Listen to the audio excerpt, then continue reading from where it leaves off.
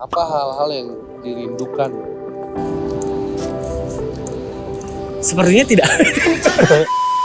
Ini teman kita nih, orang Indonesia lagi menyelesaikan kuliah S3 di University of Malaya. S1-nya di UHAMKA, Universitas Muhammadiyah, Profesor Dr. Hamka. Terus S2-nya di IAIUM, S3-nya beda lagi.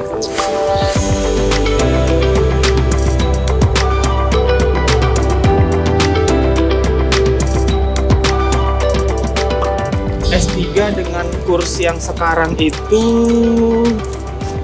sekitar 200-an kali, 200-300-an juta per semester 3 atau tahun. 3 tahun?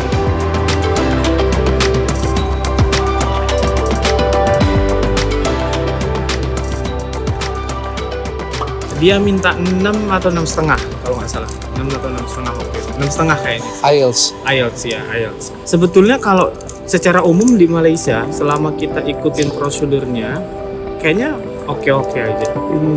Kayak misalnya sesuai dengan CGPA-nya kita 3 atau 3 sesuai dengan requirement dari mereka lah. Misalnya dia memang mintanya misalnya 3,5 CGPA-nya, terus ada supervisornya dulu apa segala macam. Harusnya sih aman-aman aja kita dapat offer letter.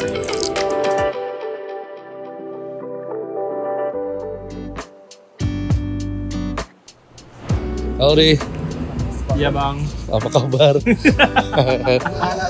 Alhamdulillah kabar baik. Ini teman kita nih, orang Indonesia lagi menyelesaikan kuliah S3 di University of Malaya.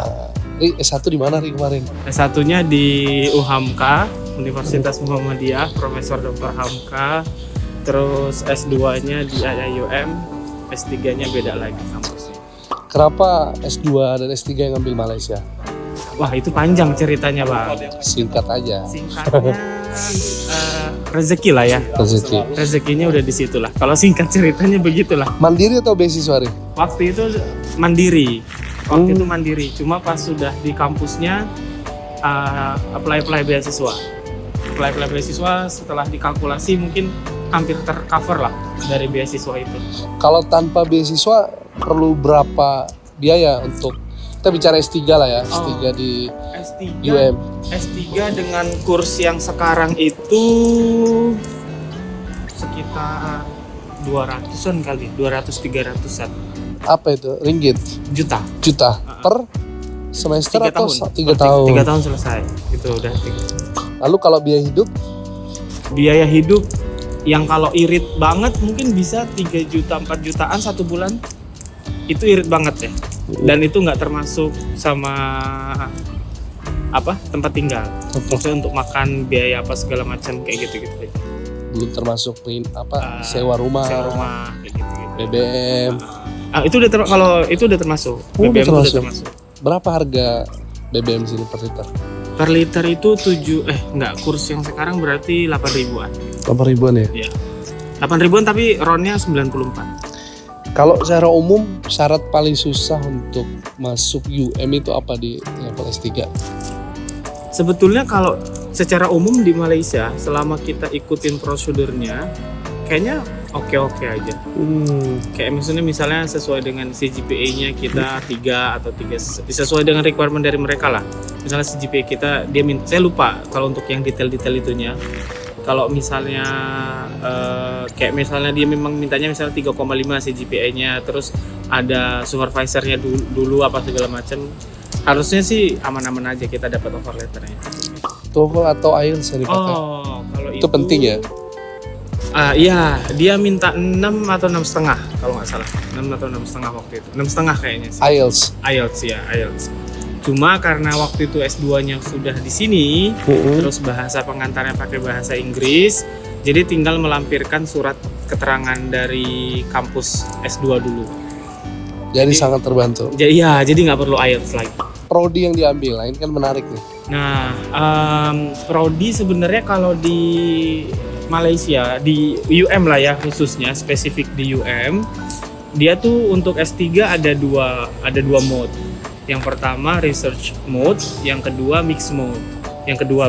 Nah, Kalau untuk yang research mode itu tergantung dari topik risetnya kita, terus sama kita mau under departemen mana, kayak gitu, under fakultas, under departemen mana. Jadi bisa dikatakan sebetulnya nggak ada jurusan sih sebenarnya kalau untuk S3 kalau yang research mode. Nah tapi kalau yang mix mode itu dia memang ada jurusannya, dan nanti jurusannya itu sesuai dengan yang kita mau, dan itu tidak banyak.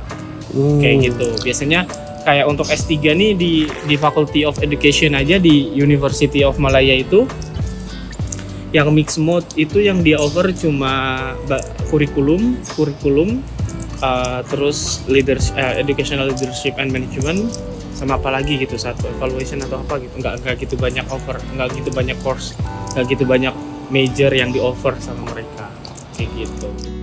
Jadi kalau S1-nya kemarin ngambil apa? S1-nya ambil bimbingan konseling, S2-nya psikologi pendidikan, S3 kalau diikutkan mungkin kalau dari topik risetnya ya, dari topik risetnya lebih ke psikologi pendidikan. Apa topik yang diangkat kemarin?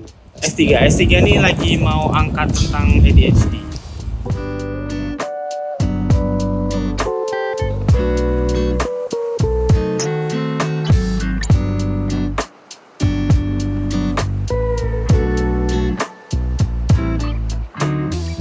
Kan udah lama nih tinggal di Malaysia lah. Apa hal-hal yang dirindukan di Indonesia? Walaupun jaraknya dekat ya, tapi pasti ada dong hal-hal yang dirindukan. Sepertinya tidak. Karena saking mudah menjangkau ya. Sudah. Rindu obati. Maksudnya Rindu gini, obati. kalau dulu tuh saya sempat ke Papua kan. Nah itu yang dirindukan dari Jakarta tahu nggak apa? Apa tuh? Kemacetannya. Nah kalau di sini sebenarnya mungkin kemacetannya juga, tapi sekarang Kuala Lumpur di jam-jam tertentu pun macet, jadi masih bisa melihat, dan ini juga orang-orangnya kalau udah di jam-jam segitu ya masih barbar juga lah kayak gitu. Jadi kayak klakson di mana-mana ada kayak gitu-gitu. Cuma memang di jam-jam tertentu aja. Nggak semuanya kayak gitu. Ri, ini kita di masjid apa, Ri? Ini Masjid Putra atau biasanya disebutnya Masjid Merah sebetulnya. Ya, salah satu masjid kayaknya tertua sih.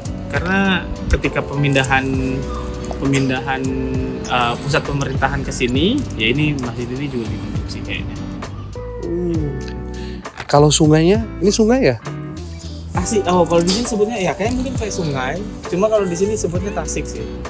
Apa tuh Tasik? Sama aja kayak sungai. Dan ini bukan asli. Ini memang kalau yang saya pernah dengar lah ya. Ini danau atau Tasik buatan. Jadi bukan asli. Ya, bukan asli yang memang.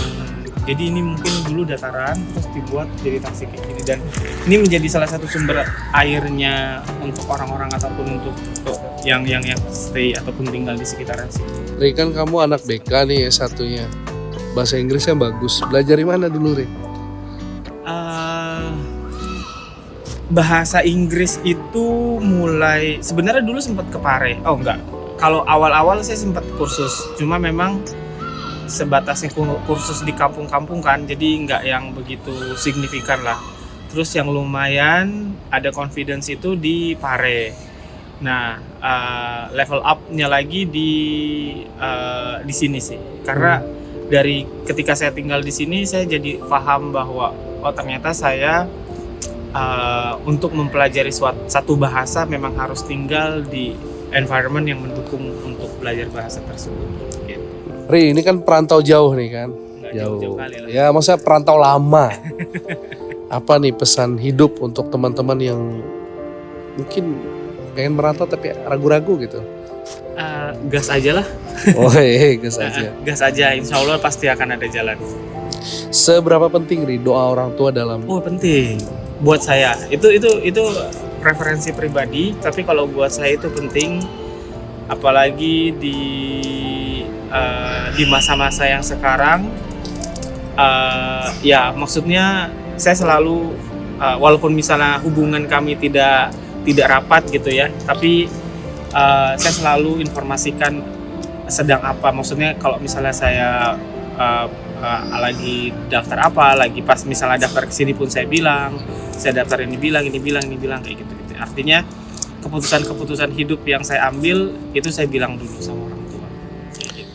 Ke depan harapannya atau mimpi itu seperti apa?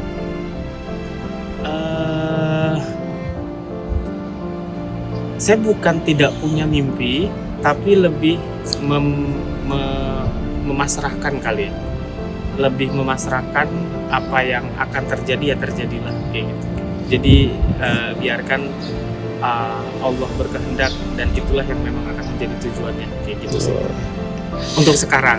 Kalau dulu mungkin ada, tapi sekarang udah lebih kayak yang oh ya udah memang jalannya seperti ini kita jalani.